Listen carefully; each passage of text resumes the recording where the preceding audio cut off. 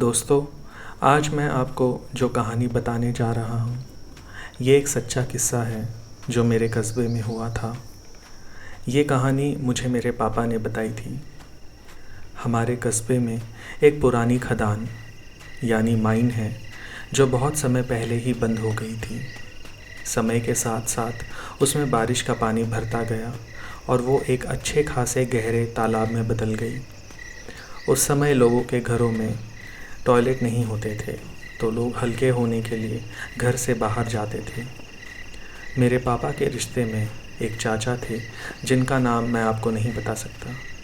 एक बार वो फ्रेश होने के लिए उस खदान की तरफ गए।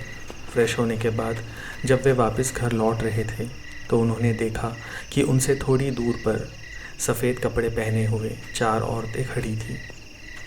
चाचा यह सब दूर से एक झाड़ी में छिपकर देख रहे थे। वह औरतें कभी इधर चल रही थी तो कभी उधर चल रही थी। वो सभी औरतें एक सर्कल में खड़ी होकर कुछ काला जादू कर रही थी। थोड़ी देर बाद वो सब औरतें रुकी और एकदम से मेरे चाचा जहाँ छुपे थे उस ओर देखने लगी। अब मेरे चाचा काफ़ी घबरा गए थे। थोड़ी देर बाद वो सभी औरतें एक तरफ देखने लगी। मेरे चाचा ने भी उस ओर देखा और जो उन्होंने देखा उससे तो उनके होश ही उड़ गए। उन्होंने देखा कि सफ़ेद कपड़े पहने हुए एक औरत पानी पर चल रही है और उसी सर्कल की ओर बढ़ रही है। धीरे धीरे करते वहाँ 10 से भी ज़्यादा औरतें आकर खड़ी हो गई और मेरे चाचा की ओर ही बढ़ने लगी।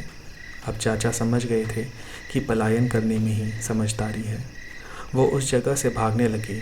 वो औरतें भी उनके पीछे पीछे तेज़ी से आने लगीं। उनके कान में एक औरत ने उनका नाम लेके बोला, पीछे तो देख। आवाज़ बस उनके कान के पास से ही आई थी, पर वह पीछे नहीं मुड़े, बस भागते ही रहे। घर आके उन्होंने यह बात सबको बताई और पूरे गांव में यह बात आग की तरह फैल गई। लोग अब इधर उधर जाने से भी डरने लगे थे। धीरे धीरे उस खदान की ओर जाना सबने बंद कर दिया। अब उस तरफ कोई नहीं जाता, पर अभी भी कुछ लोगों ने उधर उन्हीं औरतों को देखने की बात बोली है।